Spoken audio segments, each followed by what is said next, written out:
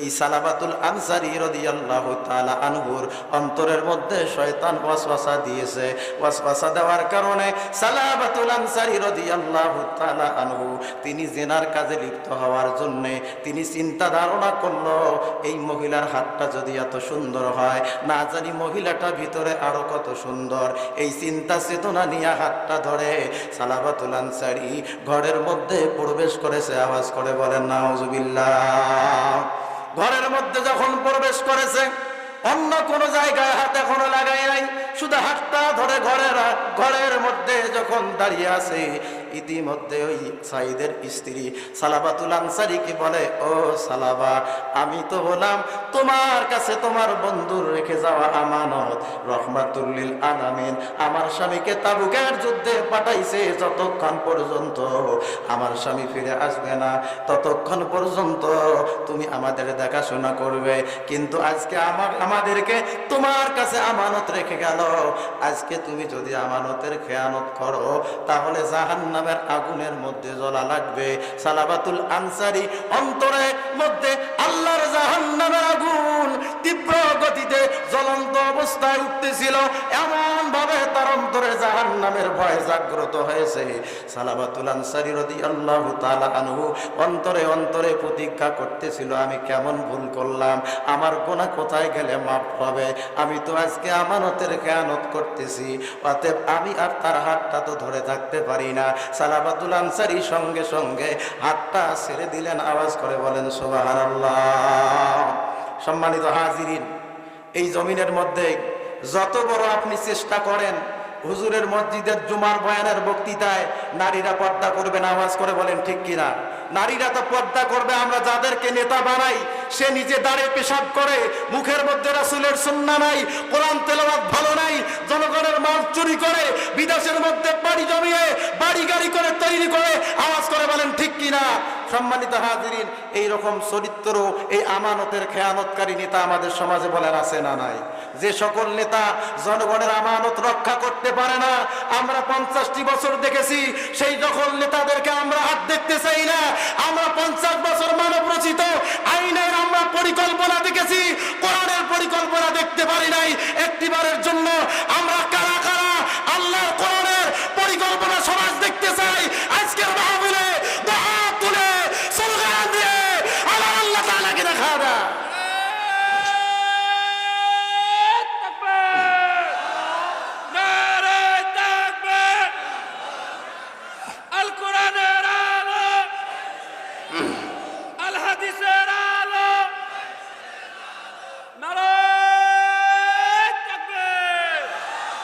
হাত নামান, আল্লাহ কবুল করুন, বলেন আমিন। এবার সালাবাতুল আনসারী তার বন্ধু সাঈদ তার স্ত্রীর হাতটা ছেড়ে দিয়া জাহান্নামের ভয়ে ঘর থেকে বের হয়ে গেলেন। এবার আল্লাহর দরবারে ওয়াদা করতেছে, আল্লাহকে বলতেছেন, আল্লাহ, ও আল্লাহ,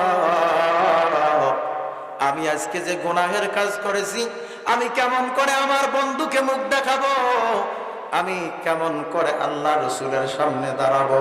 সালাবাতুল আনসারী বলে, আমি এখন মক্কা মদিনার বাইরে চলে যাব, আমার জীবনটাও যদি চলে যায়, আর আমি কখনো মক্কা মদিনার মানুষদের মুখ দেখবো না, তাদেরকে মুখ দেখাবো না। এই চিন্তা করে সালাবাতুল আনসারী একটা জঙ্গলের মধ্যে চলে গেছে।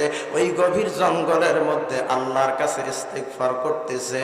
ফাস্তাগফারু লিযুনুবিহিম ওয়া মান ইয়াগফিরুয যুনুবা ইল্লাল্লাহ।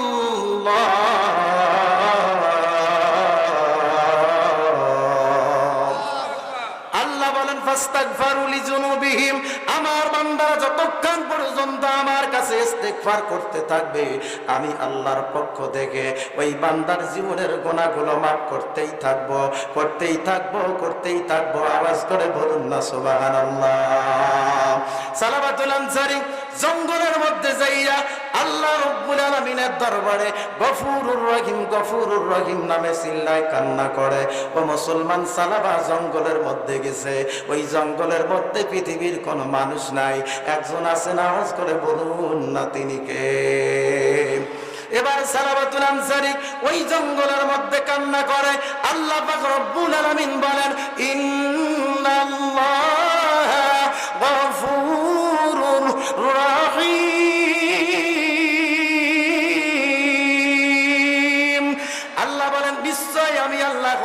ক্ষমাশীল দয়ালু।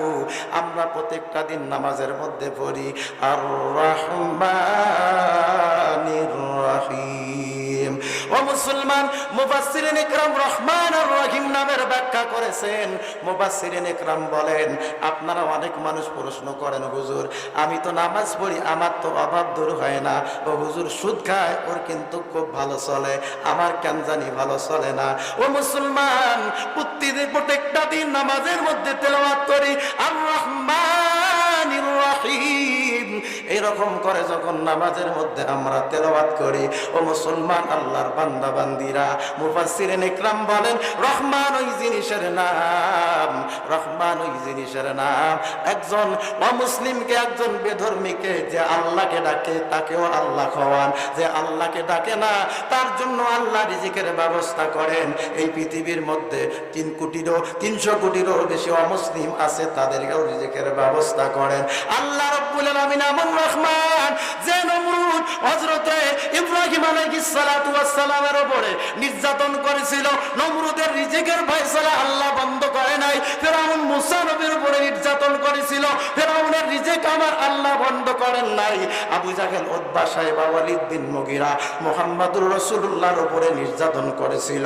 ওই মুহাম্মদুর রাসূলুল্লাহর উপরে নির্যাতন করার পরেও আমার আল্লাহ আবু জাহেল, আবু লাহাব, উতবা, শাইবা, ওয়ালিদ বিন মুগিরারও রিজিকের অভাব আল্লাহ বন্ধ করে, রিজিক বন্ধ করে দেন নাই। তারাও দুনিয়ার মধ্যে খেয়েছিল।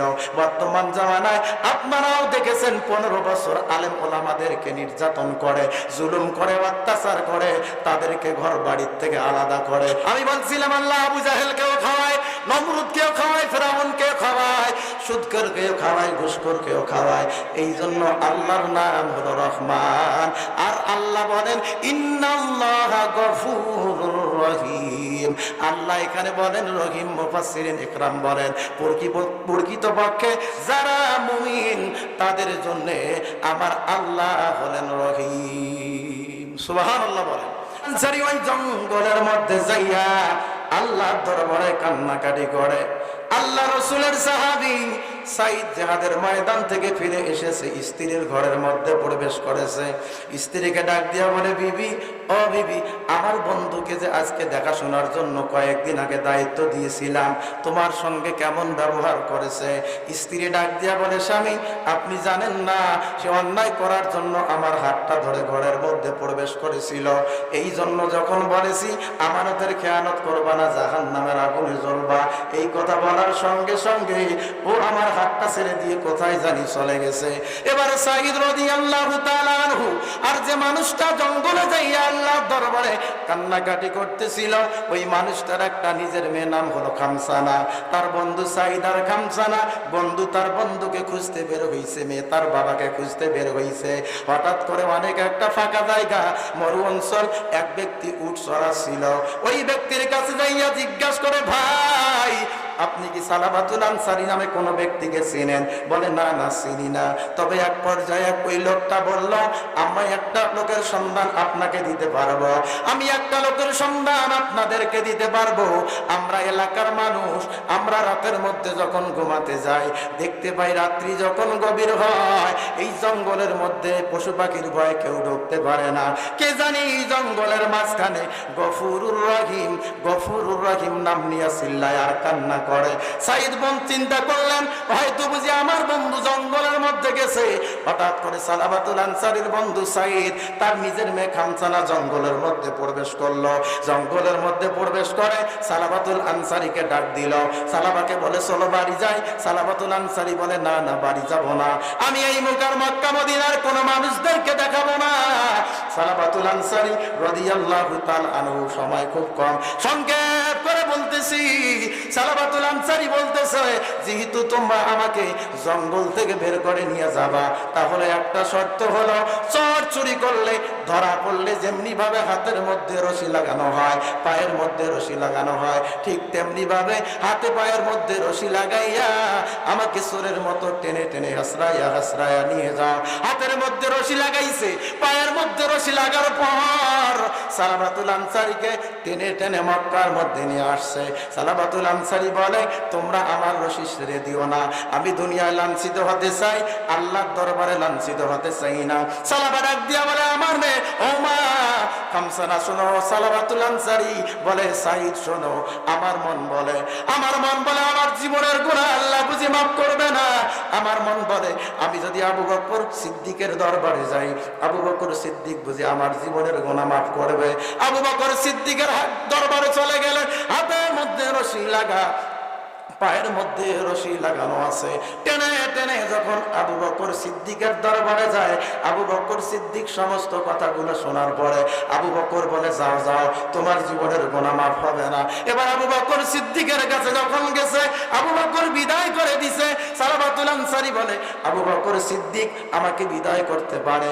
আমার মন বলে যদি হযরত ওমরের দরবারে যাই, হযরত ওমর বুঝি আমার গুনাহ মাফের ব্যবস্থা করে দিবেন। হযরত ওমরের দরবারে গেলেন। হযরত ওমর গুনার কথা শোনার পরে বললেন, যাও, তুমি বলো না ফরমান, তোমার গুনাহ মাফ হবে না। এই বলে হযরত সালাবাতুল আনসারী বলে, আমাকে আবু বকর হযরত ওমর বিদায় করলো, এবার আমাকে নিয়ে চলো হযরত আলীর দরবারে। এবার হযরত আলীর দরবারে নিয়ে গেল। হযরত আলীকে নিজের জীবনের গুনাহের কথাগুলো সালাবাতুল আনসারী খুলে খুলে যখন বললেন, হযরত আলীও তাকে বিদায় করে দিল। এবার সালাবাতুল আনসারী বলে, আমাকে আবু বকর সিদ্দিক বিদায় করতে পারে, হযরত ওমর বিদায় করতে পারে, হযরত আলী বিদায় করতে পারে। আমার মন বলে বিশ্ব জাহানের রব যে নবীজিকে না বানাইলে কোনো কিছুই সৃষ্টি করত না, সেই রহমাতুল লিল আলামিনের দরবারে যদি যাই, তিনি আমার জীবনের গুনাহ মাফ করে দিবে। ও মুসলমান, পয়গম্বর আরবীর কাছে গেলেন, নবীজি সালাবাতুল আনসারীর গুনাহের কথা নিজে শুনলেন। শোনার পর সালাবাতুল আনসারী রাদিয়াল্লাহু তাআলা আনহুকে নবীজিও বিদায় করে দিলেন। আল্লাহ রাসূল যখন বললেন, ও সালামা, তোমার জীবনের গুনাহ মাফ হবে না, তখন ওই সালাবার নিজের মেয়ে বাবার হাতের রশিটা ছেড়ে দিয়ে বলছিলেন, বাবা, ও বাবা, তোমাকে আবু বকর, হযরত ওমর, হযরত আলী বিদায় করেছে, এমনকি রাহমাতুল লিল আলামিন বিদায় করেছে। ও বাবা, সবাই যেহেতু আজকে আপনাকে বিদায় করলো, ও বাবা, যতক্ষণ পর্যন্ত আল্লাহ আপনাকে মাফ করবে না, ততক্ষণ পর্যন্ত আমি কামসানা আপনার মেয়ে আপনাকে কোনোদিনও আব্বা বলে ডাকবো না। আওয়াজ করে বলুন না সুবহানাল্লাহ।